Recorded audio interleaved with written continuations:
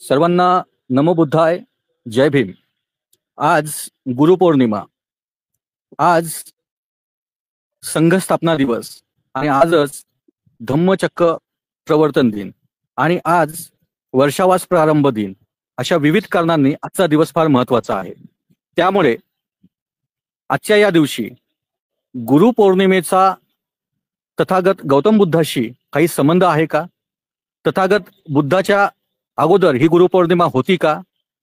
आणि गुरुपौर्णिमा आणि बुद्ध यांचा काय संबंध आहे याविषयी सविस्तर विवेचन करण्यासाठी धम्माचे अभ्यासक ॲडव्होकेट संदीप थोरात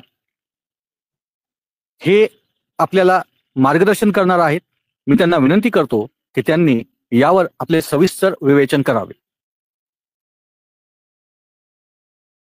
विश्वाला मानवतावाद व मानवी मूल्यांची शिकवण देणारे तथागत बुद्ध, तथागतांनी सांगितलेल्या मानवी मूल्यांना देश विदेशात प्रसारित करणारे सम्राट अशोक मौर्य, तसेच या मानवी मूल्यांना कायद्याचे स्वरूप प्रदान करणारे भारतीय संविधानाचे शिल्पकार डॉक्टर बाबासाहेब आंबेडकर, या तीनही मानवतेच्या मार्गदात्यांना मी सर्वप्रथम विनम्र अभिवादन करतो आणि उपस्थित सर्व बंधू भगिनींना सप्रेम जय भीम, नमो बुद्धाय.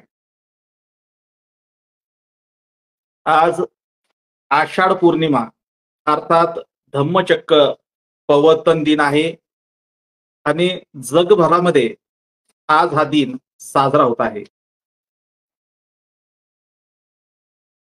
आणि आजच आपण जर बघितलं तर सोशल मीडिया असेल किंवा प्रिंट मीडिया, इलेक्ट्रॉनिक मीडिया असेल, इथे सर्वत्र या आषाढ पौर्णिमेलाच गुरुपौर्णिमा म्हणून देखील साजरी होत आहे. परंतु बौद्ध धर्मातले आषाढ पौर्णिमेचं जे काही महत्व आणि स्वरूप आहे आणि आज जे साजरं होणारं स्वरूप आहे याच्यामध्ये महद अंतर असल्याचं आपल्याला दिसतं. आपण जर बघितलं तर आज आपल्याला ही जी गुरुपौर्णिमा साजरी होताना दिसत आहे,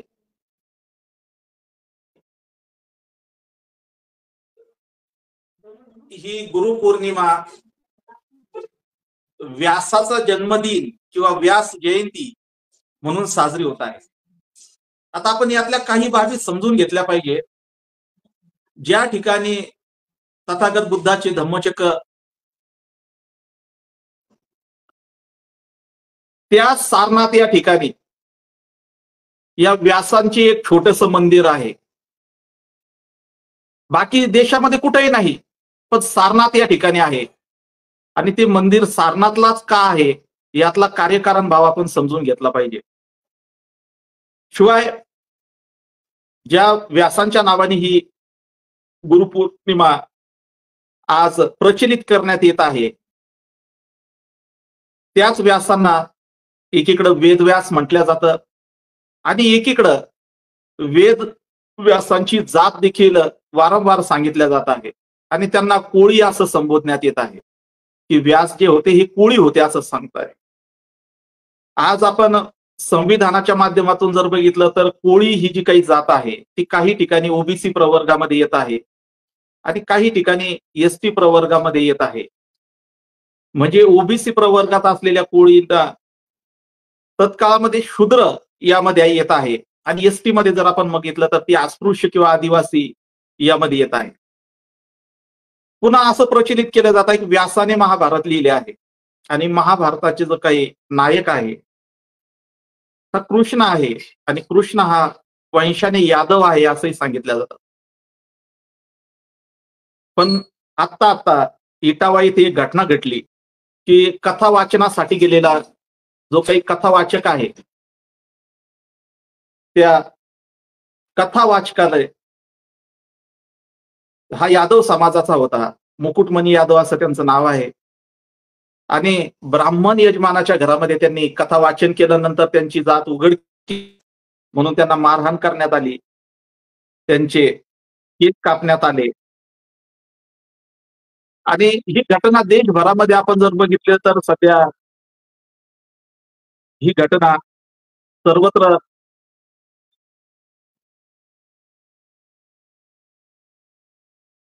अपमान करण्यात आला आणि देशभरामध्ये एक चर्चा आहे की कथा वाचनाचा, ग्रंथ लिहिण्याचा आणि ग्रंथ सांगण्याचा अधिकार जर कुणाला असेल तर तो फक्त ब्राह्मणांनाच आहे, अशा प्रकारचं सांगितलं जात आहे. आणि मग या अर्थाने आपण जर बघितलं तर व्यास ही जी कोणती व्यक्ती आहे, जर आजच्या काळामध्ये संविधानाच्या या अमृत महोत्सवी वर्षामध्ये जर आपण बघितलं, त्यामध्ये देखील आजच्या शूद्रांना किंवा अतिशूद्रांना, अस्पृश्यांना, आदिवासींना ही मंदिरात देखील जाऊ देत नाही, तर त्यांना कथा वाचनाचा अधिकार असू शकतो का, हे आपण या अनुषंगाने विचार केला पाहिजे. आणि मग ही गोष्ट अशी का प्रचलित करण्यात गेली करतात, या मागे आपण थोडक्यात बघितलं पाहिजे. त्यामध्ये आपण जर बघितलं तर डॉक्टर बाबासाहेब आंबेडकरांनी असं म्हटलेलं आहे की या देशाचा इतिहास हा बौद्ध धर्म आणि ब्राह्मणी धर्म यांच्यातील संघर्षाचा इतिहास आहे. म्हणजे बुद्धिझम अँड ब्राह्मणिझम या दोन्हीतील संघर्षाचा, या दोन्हीतील क्रांतीचा इतिहास हाच भारताचा खरा इतिहास आहे. आणि याची प्रचिती आपल्याला वारंवार येते. बौद्ध धर्म ही ब्राह्मणी धर्माविरुद्ध सर्वाधिक मोठी प्रभावी अशी क्रांती होती आणि या क्रांतीला प्रभावहीन करण्यासाठी ब्राह्मणांनी प्रतिक्रांती केल्याचं आपल्याला दिसून येतं. आणि त्या प्रतिक्रांतीमध्ये बौद्ध धर्मातील अनेक संकल्पना आणि शब्द आणि बौद्ध धर्माची प्रेरणास्थळं विकृत केल्याचं आपल्याला दिसतं. सम्राट अशोकांनी जी 84,000 विहार निर्माण केलेली होती, त्या विहाराचं या प्रतिक्रांतीने मंदिरामध्ये रूपांतर केल्याचं आपल्याला आजही दिसतं. त्याचबरोबर जे काही बुद्ध तत्वज्ञानातले शब्द, संकल्पना होत्या, त्यांना देखील कशा प्रकारे या प्रतिक्रांतीने विकृत करण्याचं काम केलं ते आपण बघूया. की जसं तथागत बुद्धांना प्रचलित असलेला जो शब्द आहे तो बुद्ध आहे. सम्यक ज्ञान प्राप्तीच्या नंतर ते बुद्ध झाले आणि बुद्ध या शब्दाचा अर्थ होतो महाज्ञानी, आकाशा एवढा महान अशा प्रकारचा ज्ञानी. परंतु या प्रचलित व्यवस्थेने बुद्ध या शब्दाला विकृत करून त्याला बुद्धू अशा प्रकारचा शब्द प्रचलित केलेला आपल्याला दिसतो. म्हणजे बुद्धाचा अपमान करणारी ही व्यवस्था आहे. बुद्धाच्या भिक्खू संघामध्ये जे ज्येष्ठ ज्ञानाने ज्येष्ठ भिक्खू असायचे, जे अर्हंत असायचे, त्यांना थेर म्हटल्या जात असायचं. थेर हा आदरार्थी अशा प्रकारचा संबोधन होतं, ज्येष्ठता दर्शक अशा प्रकारचा तो शब्द होता. परंतु ज्ञानाने ज्येष्ठ असलेल्या व्यक्तीला त्या काळात थेर म्हणण्यात येत असत. परंतु आता वयाने ज्येष्ठ असलेल्या व्यक्तीला हा शब्द लावून आणि त्याचंही विकृतीकरण करून थेर या शब्दापासून थेरडा अशा प्रकारचा शब्द तयार केल्याचं आपल्याला दिसून येतं. त्याच बरोबर थेरी हे ज्ञानी अशा प्रकारच्या ज्या भिक्खुनी होत्या त्यांच्यासाठीचा हा शब्द होता. परंतु त्या शब्दालाही विकृत करून थेरडी अशा प्रकारचा शब्द या विकृत व्यवस्थेने निर्माण केल्याचं आपल्याला दिसून येतो. तथागत बुद्धांना जिथं सम्यक संबोधी प्राप्त झाली त्या स्थळाच्या ठिकाणी बोधिवृक्ष, पिंपळाचा वृक्ष होता आणि 100% ऑक्सिजनचं उत्सर्जन करणारा हा वृक्ष आहे. परंतु या वृक्षाखाली तथागत बुद्धांना सम्यक संबोधी प्राप्त झालं आणि आपल्या त्या ज्ञानाने त्यांनी इथली वैदिक व्यवस्था नष्ट करण्याचं काम केलं. वैदिक व्यवस्थेला हादरी देण्याचं काम केलं, तिला खिळखिळी केली. याचा राग म्हणून जो बोधिवृक्ष बुद्धत्वाचं प्रतीक म्हणून बौद्ध जनांना प्रिय आहे, वंदनीय आहे, आदरार्थ आहे, त्या बोधिवृक्षाला बदनाम करण्यासाठी त्या बोधिवृक्षाजवळ कोणी जाऊ नये. कारण की बोधिवृक्षाजवळ गेलं तर त्यांना बुद्धाचं स्मरण होणार आणि तसं स्मरण होऊ नये म्हणून बोधिवृक्षाला बदनाम करण्यासाठी बोधिवृक्षावर मुंज्या राहतो, तिथं मुंज्या राहतो अशा प्रकारची अफवा प्रचलित करून लोकांना बुद्ध पासून दूर करण्याचं काम या प्रतिक्रांतीच्या व्यवस्थेने केलं. बौद्ध धर्मामध्ये ज्या 10 पारमिता आहेत त्यामध्ये समाधी किंवा ध्यान ही एक अत्यंत महत्वाची अशा प्रकारची पारमी आहे. तो ज्ञान प्राप्तीचा मार्ग आहे, चिंतनाचा मार्ग आहे समाधी. आणि जर आपण चिंतन केलं तर ज्ञानाला प्राप्त होतो असं समाधीचा अर्थ होतो. परंतु समाधी या ज्ञानप्राप्तीच्या मार्गाला ही मृत्यूनंतरच्या माणसाची त्या ठिकाणी मृत्यूच्या ठिकाणी बांधलेलं जे काही थडगं आहे त्याला थडगं म्हणून समाधीला प्रचितीत केलं. म्हणजे सुखी जीवनाचा मार्ग जो समाधी आहे तो मृत्यू मार्गाचं प्रतीक करून टाकल्याचं आपल्याला या ठिकाणी दिसतं. त्याचबरोबर बुद्ध धम्म संघ ही 3 रत्न आहेत. या 3 रत्नांचं जर अनुसरण केलं तर मानवी जीवन सुखी होतं. आणि परंतु 3 या संख्येविषयी जो पूज्य भाव आहे, जो वंदनीय भाव आहे, जो काही आदरार्थी भाव आहे, तो भाव नष्ट करण्यासाठी आपण बघतो की 3 ही संख्या अपवित्र अशुभ मानण्याचं काम प्रतिक्रांतीच्या व्यवस्थेने केलं. त्यासाठी अनेक प्रकारच्या म्हणी प्रचलित केल्या. आपण जर बघितलं तर समाजामध्ये 3 तिगाडा आणि काम बिगाडा अशा प्रकारची म्हण प्रचलित केली आहे. म्हणजे 3 ही गोष्ट जी बुद्ध धम्म संघ हे 3 रत्न आहेत आणि जी वंदनीय गोष्ट आहे तिला काम बिघडवणारी गोष्ट आहे. कारण की त्यांची व्यवस्था बुद्ध धम्म आणि संघाने बिघडवली म्हणून त्याला तसं प्रचलित करण्यात आलं. आणि सरण म्हणजे अनुसरण आहे, अनुयायी करणे. परंतु सरण हा शब्द मृत्यूनंतर जाळण्यासाठी जे जळीत लाकडं रचण्यात येतात त्याच्यासाठी प्रचलित केला. म्हणजे अनुसरणाने व्यक्ती ज्ञान होतो अशा प्रकारचा जो अर्थ आहे. तर अनुसरण करणे म्हणजे साक्षात नष्ट होणे आहे अशा प्रकारची व्यवस्था प्रचलित केल्याचं आपल्याला दिसतं. आज जर आषाढी पौर्णिमेला आज जे लोक पवित्र मानत आहेत, बौद्ध धर्मामध्ये तर आषाढी पौर्णिमा पवित्र आहे. जगभरातल्या बौद्ध अनुयायांसाठी ती आदराची आहे. परंतु खोटा आदर आज जर दाखवला जात आहे. आज जर आपण बघितलं तर ज्या लोकांवर आपण जर बघितलं की ज्यांनी मठ काढलेत, अशा लोकांनी आश्रम निर्माण केले, अशा लोकांनी किंवा ज्यांनी अनेक प्रकारचा व्यापार केला आणि त्यांच्यावर व्यभिचाराचे देखील आरोप झाले, आरोपच झाले नाही तर ते सिद्ध झालेत, असे लोक जे म्हणजे प्रचलित अशा प्रकारचे बुवा बाबा बापू होते, असे जे जेलमध्ये आहेत त्यांच्या नावाने देखील त्यांचे फोटो ठेवून आज त्यांना गुरु म्हणून प्रचलित करण्यात येत आहे. ही गोष्ट आपण समजून घेतली पाहिजे. त्यांच्या नावाने अनेक वृत्तपत्रामध्ये आज बापूजींचे संदेश काय म्हणजे व्याभिचाराच्या आरोपामध्ये जे जेलमध्ये आहेत त्यांचे संदेश देखील वृत्तपत्रामध्ये छापून आलेले आहेत.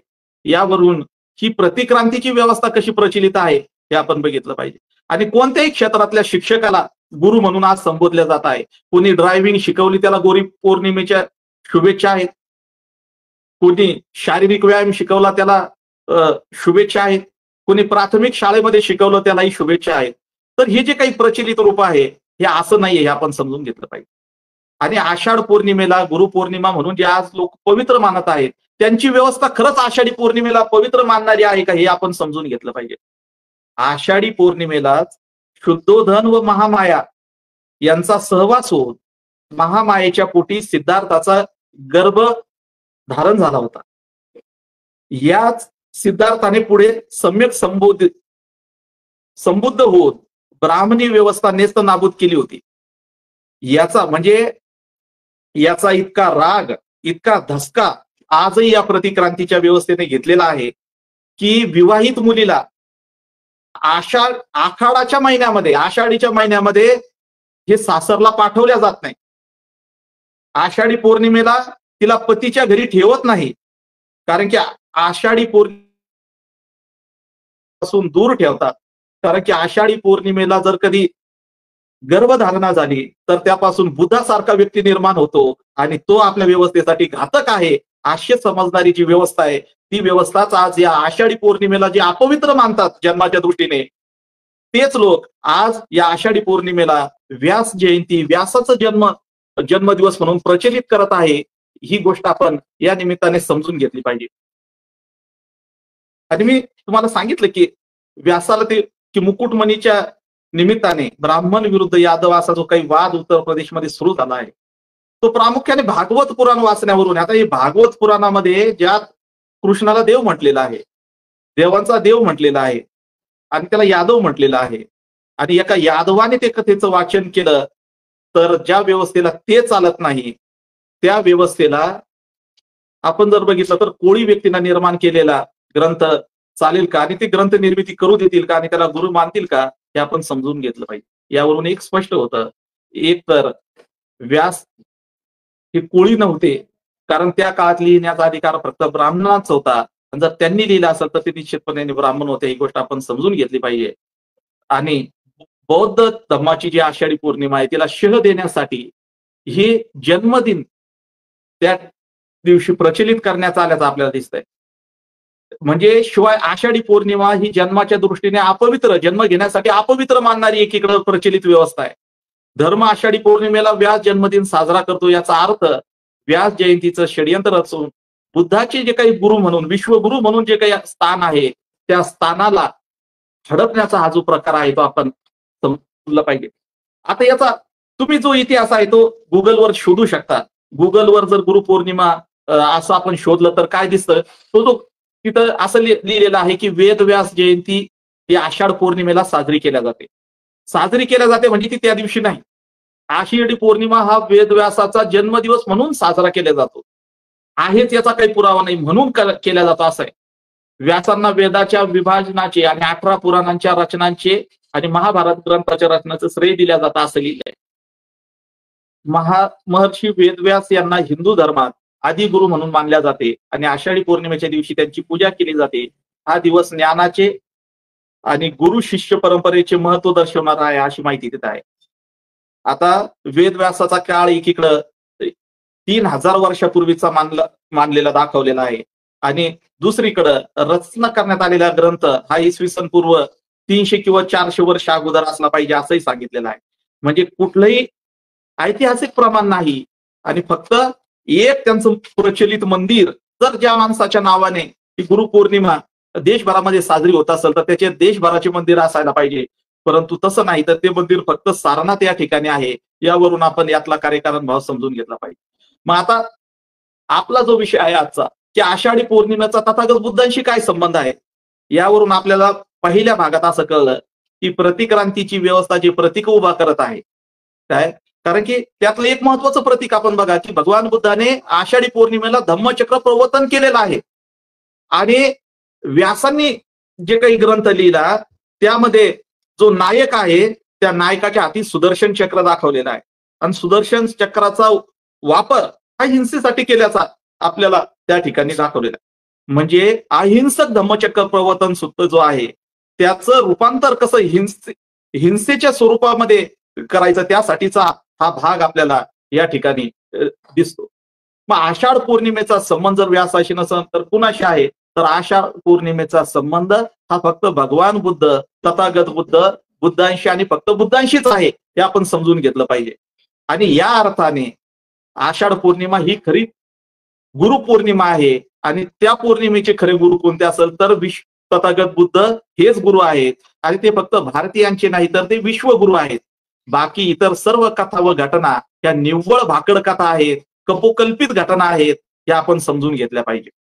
तर बुद्धाचा कसा संबंध आहे, तर आपण बघा की तथागत बुद्धांना की ते सिद्धार्थ म्हणून त्यांनी ग्रहत्याग केला, आणि बोधिसत्व असलेल्या सिद्धार्थाने आपल्या चिंतनातून संबोधी प्राप्त करून घेतली, दुःख मुक्तीचं ज्ञान प्राप्त करून घेतलं. आणि ते ज्ञान प्राप्त झाल्यानंतर आपण बघितलं की पहिल्यांदा त्यांची जी काही भेट झालेली आहे ती भेट तपस्सुक आणि भल्लिक या 2 व्यापाऱ्यांशी झालेली आहे, आणि त्या व्यापाऱ्यांनी त्यांना जे अन्न दिलं ते लाडू त्यांना दिलेले होते, ते भोजन त्यांनी केलं. हे पहिल्यांदा हे तपस्सुक आणि भल्लिक हे तथागतांचे ज्ञानप्राप्तीनंतरचे पहिले 2 उपासक आहेत.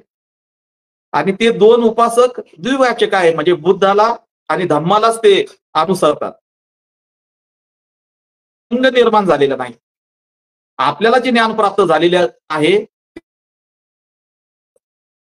ते ज्यांच्या ज्यांच्या सानिध्यात राहिलेले होते त्यांचा शोध घ्यायला लागले आणि त्यातले अनेक लोक हे मृत्यू पावल्याचं त्यांच्या लक्षात आलं आणि मग ते संबोधी प्राप्तीनंतर उरुवेला जी बुद्धगया आहे इथून ते इसिपतन मिगदाव वनाकडे म्हणजे सारनाथ येथे जाण्यास निघाले.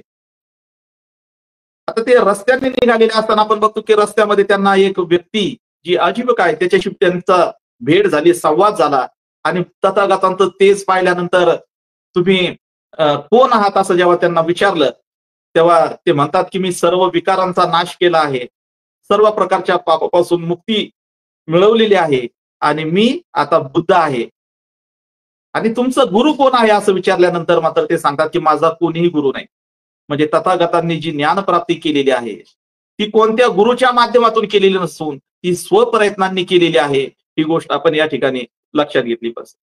इसिपतन मिगदाय वनामध्ये पोहोचल्यावर जे त्यांच्या तपश्चर्याच्या काळामध्ये त्यांच्या सोबत होते असे 5 परिव्राजकांशी त्यांची भेट झालेली आहे. आणि त्या 5 परिव्राजकांना सर्वप्रथम तथागतांनी जो आपलं दुःख मुक्तीचं तत्वज्ञान आहे ते त्यांना सर्वप्रथम त्यांनी समजावून सांगितलं की त्यांना 4 आर्य सत्य, अष्टांगिक मार्ग, पंचशील जो जो काही दुःख मुक्तीचा मार्ग आहे तो त्यांनी समजावून सांगितला. आणि तो समजल्यानंतर त्या 5 परिव्राजकांनी सर्वप्रथम बौद्ध धम्माची दीक्षा घेतली आणि बौद्ध धम्माची दीक्षा घेतल्यानंतर खऱ्या अर्थाने संघाची निर्मिती झाली. आणि संघाची निर्मिती झाल्यानंतर म्हणजे इथं आपल्याला गुरुपौर्णिमेचा संबंध दिसतो. ज्ञान देणारी व्यक्ती जी आहे ती तथागत बुद्ध आहे. तथागत बुद्ध हे गुरु आहेत आणि ज्ञान घेणारे ते 5 भिक्खू आहेत आणि त्या 5 भिक्खूंचा या ठिकाणी संघ निर्माण झाला आणि म्हणून तथागत खऱ्या अर्थाने या ठिकाणी गुरु झाले आणि ते 5 त्यांचे अनुयायी, लौकिक भाषेमध्ये आपण त्यांना शिष्य झाले असं आपण म्हणतो. म्हणजे मार्गदर्शकाची आणि मार्गदर्शन घेणाऱ्यांची जी काही परंपरा निर्माण झाली ती या आषाढी पौर्णिमेला झाली आणि म्हणून ही पौर्णिमा तथागत बुद्धाच्या दृष्टीने अतिशय महत्वाची आहे आणि धम्माच्या दृष्टीने देखील अतिशय महत्वाची अशा प्रकारची ही पौर्णिमा आहे. खऱ्या अर्थाने गुरुपौर्णिमेची सुरुवात झाली कारण तो दिवस आषाढ पौर्णिमेचा होता आणि म्हणून आषाढ पौर्णिमेलाच गुरुपौर्णिमा म्हणण्यात येतं आणि ती खऱ्या अर्थाने बौद्ध धर्मामध्ये अत्यंत महत्वाची अशा प्रकारची ही पौर्णिमा आहे. आपण पुढे बघतो की तथागतांच्या उपदेश हा फक्त 5 भिक्खूंपर्यंतच मर्यादित राहिला नाही, तर तिथला जो काही नगरश्रेष्ठी होता त्या नगरश्रेष्ठीचा मुलगा जो यश होता हा यश देखील भगवान बुद्धाच्या उपदेशाने प्रभावित झाला आणि त्याने बौद्ध धम्माची दीक्षा घेतली. यशचा मोठा मित्र परिवार होता. त्या यशच्या मित्रांनी देखील यश एवढा धनाढ्य आहे, श्रेष्ठीचा मुलगा आहे, तरी त्याने बौद्ध धम्माचा मार्ग स्वीकारलेला आहे. याचा अर्थ आपल्या कल्याणाचा मार्ग हा बौद्ध धम्मामध्ये आहे असं वाटल्यामुळे यश आणि त्याच्या अनेक मित्रांनी त्याच्यासोबत बौद्ध धम्माची दीक्षा घेतली. हे जो काही भगवान बुद्धाने जो काही उपदेश आषाढी पौर्णिमेला सुरुवात केलेला आहे आपण बघतो की तो अश्विन पौर्णिमेपर्यंत या उपदेशाने प्रभावित होऊन 60 लोकांचा भिक्खू तथागतांसह 60 लोकांचा भिक्खू संघ निर्माण झाला आणि हे 60ही अरहंत या पृथ्वी तलावर निर्माण झाले. त्रिपिटकामध्ये या धम्मचक्कपवतन सुत्ताची माहिती आली आहे. तथागत बुद्धाने धम्मचक्कपवतन सुत्ताची देसना पंचवर्गीय भिक्खूंना दिली म्हणूनच या दिवसाला धम्मचक्कपवतन दिन म्हणून संबोधल्या जातं. हाच खऱ्या अर्थाने धम्मचक्र प्रवर्तन दिन आहे.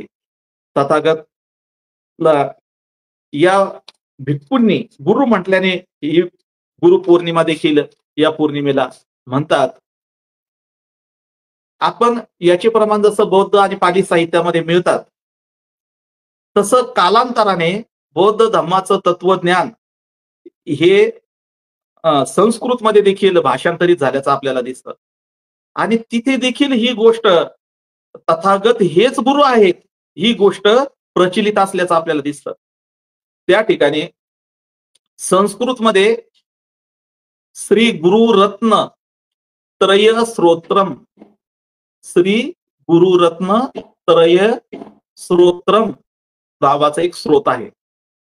तो स्रोत अशा प्रकारचा आहे बघा. गुरुर बुद्धो,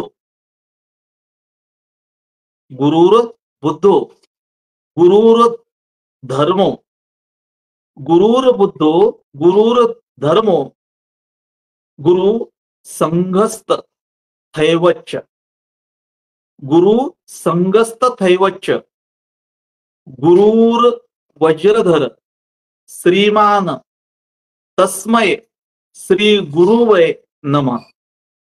आता हा जो श्लोक आहे श्री गुरु त्रय स्तोत्रम स्रोत म्हणून जो प्रसिद्ध आहे, याचा काय अर्थ आहे? हा संस्कृत स्रोत आहे आणि या श्लोकामध्ये असा अर्थ आहे, बुद्ध गुरु आहेत. पाली साहित्याने तर बुद्धाला गुरु मानलेलं, मार्गदाता मानलेलं आहे, शास्ता मानलेलंच आहे. परंतु संस्कृत साहित्यामध्ये देखील बुद्ध गुरु आहे, धम्म गुरु आहे आणि संघ आमचा गुरु आहे असं हे स्रोत सांगतं. वज्रासनावर विराजमान असलेले, माराला जिंकणारे, जिंकलेले शोभा संपन्न बुद्ध आमचे गुरु आहेत. सर्व प्राण्यांचे हित करते गुरु बुद्धांना माझे नमन आहे, अशा प्रकारचा या स्रोताचा अर्थ आहे. म्हणजे संस्कृतच्या स्रोतामध्ये देखील गुरुर बुद्धा, बुद्धाला गुरु मानलेला आहे. बुद्ध धम्म आणि संघ हा आमचा गुरु आहे आणि बुद्धाने माराला जिंकलेला आहे आणि बुद्ध सर्व प्राणी मात्राचे हित करते, कल्याण करते आहेत, म्हणून आमचे त्यांना नमन आहे, वंदन आहे असं म्हटलेलं. पुढं ह्या स्रोतावरून म्हणजे संस्कृतच्या स्रोतावरून देखील आपण बघितलं की कसं की ते जे आलं नंतर गुरु रे ब्रह्मा, गुरु रे विष्णू, गुरु रे देवा महेश्वरा, की ह्या ज्या गोष्टी आहेत की या अशा प्रकारे बौद्ध धर्माकडून त्याला प्रतिक्रांतीने या गोष्टी कशा दूर नेल्या त्या आपल्याला या निमित्तानं लक्षात येतं. तथागत बुद्धांच्या जीवनात पौर्णिमेला अत्यंत महत्वाचं स्थान आहे, कारण त्यांच्या जीवनातील अनेक महत्वाच्या घटना या पौर्णिमेला घडलेल्या आहेत. त्यामुळे या पौर्णिमेला अत्यंतिक महत्व प्राप्त झाले आहे. पौर्णिमांशी निगडित असलेल्या महत्वाच्या घटना या फक्त बौद्ध साहित्यापुरत्या मर्यादित राहिलेल्या नाही, तर त्या घटना आता वैश्विक अशा प्रकारच्या झालेल्या आहेत आणि या बौद्ध जगतामध्ये, जगभरामध्ये साजऱ्या केल्या जात आहेत, हे आपण लक्षात घेतले पाहिजे. आणि म्हणून मग आजच्या या गुरुपौर्णिमेशी, आषाढी पौर्णिमेशी तथागताचा काय संबंध आहे? तर मी सांगितलं की या पौर्णिमेशी जर खरा संबंध कुणाचा असेल तर तो फक्त तथागत बुद्धांचाच आहे. कारण याच पौर्णिमेला, आषाढी पौर्णिमेला तथागत बुद्धांनी धम्मचक्र प्रवर्तनाचा उपदेश केलेला होता आणि त्या अर्थाने हा धम्मचक्र प्रवर्तन दिन आहे आणि तो आजही जगभरामध्ये साजरा होत आहे. यावरून या पौर्णिमेशी तथागत बुद्धाचा संबंध आहे ही गोष्ट स्पष्ट होते. याच पौर्णिमेला धम्माचा उपदेश झाला आणि धम्माचा उपदेश झाल्यामुळे हा दिवस आषाढ पौर्णिमा हा बौद्ध धम्म स्थापना दिवस केला आहे आणि जगभरामध्ये या आषाढ पौर्णिमेला बौद्ध धम्म स्थापना दिवस म्हणून साजरा केला जातो. यावरून देखील हे स्पष्ट होतं की या गुरुपौर्णिमेशी जर खरा संबंध कुणाचा असेल तर तो फक्त तथागत बुद्धांचाच आहे.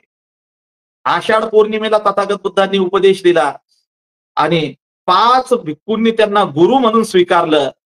इथूनच आपण बघतो की गुरु, की ज्ञानवान व्यक्तीला गुरु करण्याची जी काही परंपरेचा प्रारंभ आहे, जन्माने गुरु करण्याची कोणती परंपरा असेल ती असेल, परंतु ज्ञानाने कुणाला गुरु करण्याची जी काही परंपरा आहे, प्रज्ञाशील, करुणा आणि पारमिताचं ज्ञान असणाऱ्या व्यक्तीला गुरु करण्याची जी काही परंपरा निर्माण झाली ती याच दिवसापासून निर्माण झाली. म्हणून हा गुरु परंपरेचा देखील, मानवतावादी गुरु परंपरेचा हाच आरंभ दिवस आहे, ते आपण लक्षात घेतलं पाहिजे. आणि या अर्थाने या गुरु परंपरेशी कुणाचा संबंध येत असेल तर तो भगवान बुद्धाचाच आहे. याच पौर्णिमेला पंचवर्गीय भिक्खू निर्माण झाले. आजही आपण जर बघितलं तर जमावाची जी काही व्याख्या आहे ती 5 पेक्षा 5 लोक असे आहेत. तर या ठिकाणी 5 लोकांनी बौद्ध धम्माची दीक्षा घेतली भिक्खूंनी आणि म्हणून संघ निर्माण झाला. म्हणून आषाढी पौर्णिमा हा भिक्खू संघ स्थापना दिन देखील आहे. ही गोष्ट आपण लक्षात घेतली पाहिजे आणि ही घटना बुद्धाशी संबंधित आहे. म्हणून ह्या गुरु पौर्णिमेशी भगवान बुद्धाचा संबंध आहे, ही गोष्ट सिद्ध होते. त्याचबरोबर बुद्धाच्या जीवनातल्या अनेक घटना देखील या दिवशी घडलेल्या आहेत. सिद्धार्थाच्या जन्म धारण करण्याचा जो दिवस आहे हा देखील आषाढी पौर्णिमेचाच दिवस आहे, ही गोष्ट आपण लक्षात घेतली पाहिजे. त्याचबरोबर शाक्य आणि कोलीय यांच्यामध्ये जो वाद उद्भवलेला आहे तो शांतीच्या मार्गाने मार्गी लागला पाहिजे. जगाला शांतीचा मार्ग मिळाला पाहिजे, यासाठी उपाय शोधण्यासाठी तथागतांनी जो ग्रहत्याग केला तो ग्रहत्यागाचा दिवस देखील आषाढी पौर्णिमेचा दिवस आहे, ही गोष्ट आपण लक्षात घेतली पाहिजे. आणि म्हणून ह्या सगळ्या घटना भगवान बुद्धाशी संबंधित आहे. म्हणून आजचा दिवस खऱ्या अर्थाने कुणाला गुरु म्हणून वंदन करण्याचा दिवस असेल, बुद्धांना वंदन करण्याचा दिवस आहे. आणि तो आजही त्याचे ऐतिहासिक प्रमाण आपल्याला उपलब्ध आहे. ज्या ठिकाणी भगवान बुद्धाने सारनाथ या ठिकाणी पहिला धम्मचक्र प्रवर्तनाचा उपदेश केला, त्याच ठिकाणी सम्राट अशोकांनी 4 सिंह चारी दिशेला असलेला जो काही दगडी स्तंभ आहे तो त्या ठिकाणी उभारलेला आहे सारनाथला. आणि इथे भगवंतांनी सिंहनाद सुक्त की इथंच लोक कल्याणाचं सिंहनाद भगवान बुद्धांनी केला आणि चारी दिशेला भिक्खूंना पाठवून लोकांना दुःखमुक्त करण्याचा, त्यांचा हित करण्याचा, त्यांना सुखी करण्याचा मार्ग दाखवला. त्याचं प्रतीक म्हणून ते स्थळ त्या ठिकाणी त्यांनी तो स्तंभ उभारला. आणि ते स्थळ आज आपण जर बघितलं की वर्ल्ड हेरिटेज म्हणून, जागतिक वारसा स्थळ म्हणून सगळं जगाला मान्य आहे. जग त्या ठिकाणी येऊन वंदन करत आहेत, ही गोष्ट आपण लक्षात घेतली पाहिजे. आणि प्रतिक्रांतीच्या माऱ्यामध्ये काही ऐतिहासिक स्थळांना क्षती पोहोचलेली असली, नंतरच्या काळामुळे तो सिंहस्तंभ पडलेला जरी असला तरी आपण बघतो की कनिंगहेम यांनी तो सिंहस्तंभ शोधून तो सारनाथच्या म्युझियम मध्ये आजही आपल्याला पाहायला मिळतो. आणि तोच जो सारनाथचा सिंहस्तंभ आहे तो भारतीय संविधानाचे शिल्पकार, राष्ट्र निर्माते डॉक्टर बाबासाहेब आंबेडकर यांनी आपल्या देशाची मुद्रा म्हणून स्वीकारलेला आहे. आणि आज आपलं राष्ट्रीय प्रतीक म्हणून तो सिंहस्तंभ आपल्याला सर्वत्र आपल्या विराजमान झाल्याचं दिसतं. आणि ते सिंहाचं जे काही प्रतीक आहे ते भगवान बुद्धाच्या सिंहनादाचं धम्मचक्र प्रवर्तनाचं प्रतीक आहे. आणि तेच खरं अर्थाने बुद्धच गुरु असल्याचं ते प्रतीक आहे, हे आपण समजून घेतलं पाहिजे. आणि या अर्थाने जर आपण बघितलं तर इतिहास असेल, भूगोल असेल, साहित्य असेल की समाजात प्रचलित रूढी परंपरा असेल, या सगळ्या ज्या आहेत त्या भगवान बुद्धाच्या आषाढी पौर्णिमेच्या जे काही त्यांचं गुरु म्हणून स्थान आहे त्या बाजूचा दुजोरा देणारं, त्याचे संदर्भ सांगणारे आहेत. आणि या अर्थाने आज जर आपण बघितलं तर भगवान बुद्ध हेच खऱ्या अर्थाने विश्वगुरु आहेत आणि आषाढी पौर्णिमा हीच खरी गुरु पौर्णिमा आहे, हे आपण लक्षात घेतलं पाहिजे. आणि म्हणून या आषाढी पौर्णिमेच्या निमित्ताने मी मानवतेचे महान गुरु तथागत भगवान बुद्ध यांना विनम्र वंदन करतो आणि या ठिकाणी थांबतो. जय भीम, नमो बुद्धाय.